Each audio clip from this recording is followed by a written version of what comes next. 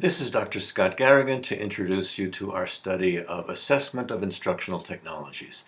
The techniques, however, can be used to assess any kind of instructional program. When we say assessment of programs, we mean some kind of installation or innovation or system in your school or school district. For example, this computer lab may have a new curriculum software component or an assessment software system installed. We want to see how well it's working. Or perhaps for an entire school, there may be a new leadership style with new teacher evaluations, or a new curriculum, new system of professional development, new technologies. How are they working? To do that, we'll use three tools. Assessment will be our system of measurement of the items that go into our assessment. Research is our study of who's done something like this in the past and what have they found. And program evaluation is how is this working in our school, our installation, with our teachers and kids and technology.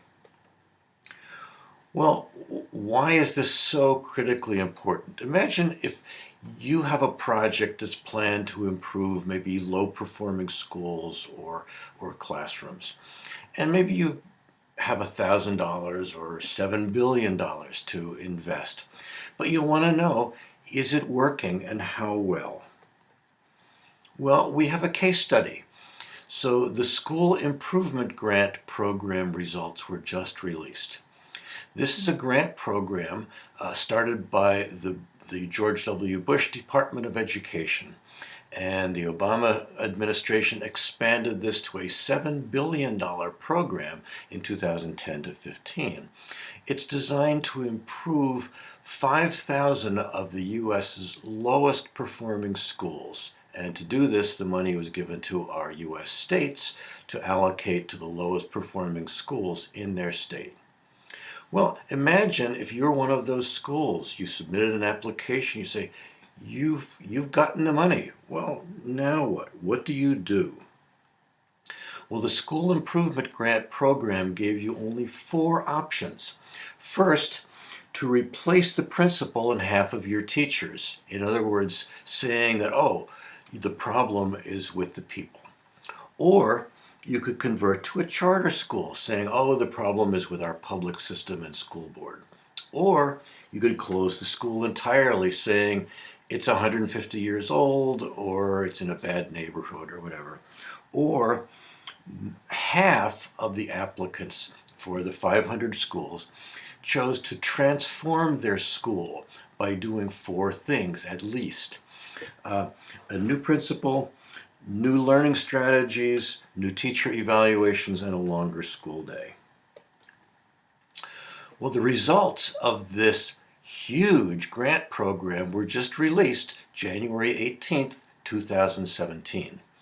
And it has some interesting items in that report. First, it didn't track how the money was spent.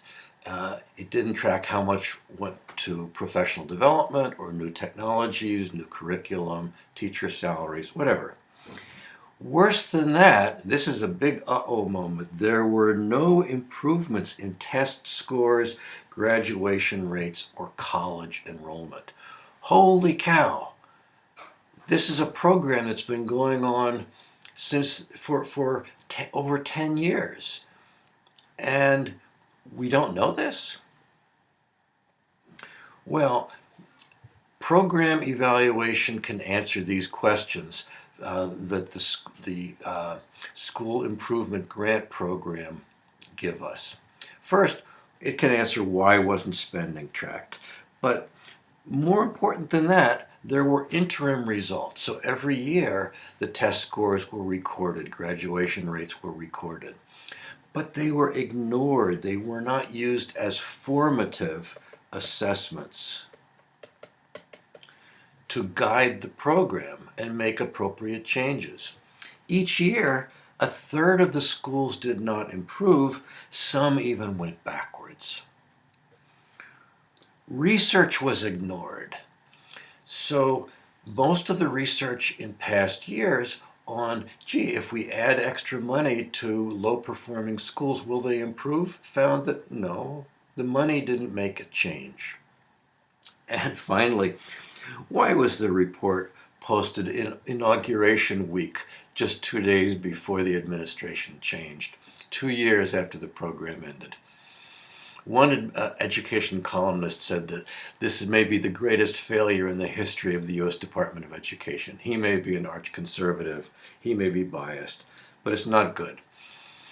The same kinds of questions need to be asked about any innovation in your classroom, school, school district, or nation. So for example, maybe the school board is questioning a school district's one-to-one laptop implementation in 9th grade. They want to know, is it successful? How's the technology used? What are students doing with it? Have students benefited? If so, have their test scores benefited? And was it worth the expenditure of not only money, but effort and people's time and training and belief? To study this, you measure some outcomes through measures of achievement, such as test scores, graduation rates. You measure, there are measures of engagement, such as attendance. And maybe there are surveys or other measures that are used. You review the relevant research literature, studies of similar schools, programs, or technologies that were used. But know that research by itself isn't enough. Studies are like looking in the rearview mirror because they're of past implementations in maybe last year, maybe 5 years ago, maybe 10 years ago. It's not the same environment as your school. Innovator Richard Branson says that leaders who spend too much time looking in the rearview mirror aren't properly prepared to navigate the road ahead, and we want to be able to do that. So in our study, there'll be 3 major topics. Assessment will give you the tools of measurement, and we'll learn the basics of assessment. We'll learn the basics of research, and again, the components of strong research.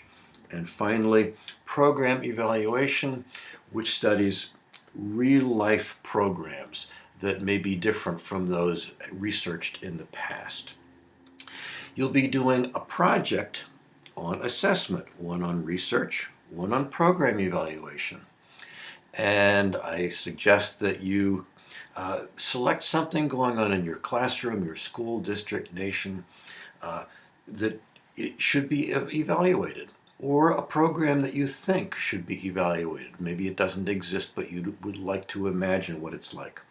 Then you will select one of these for your final project, and that final project will simply be to learn more about assessment, research, or program evaluation, whichever interests you the most. Your final project will demonstrate to me what you've learned there. So I hope this study is valuable to you and interesting. Thank you.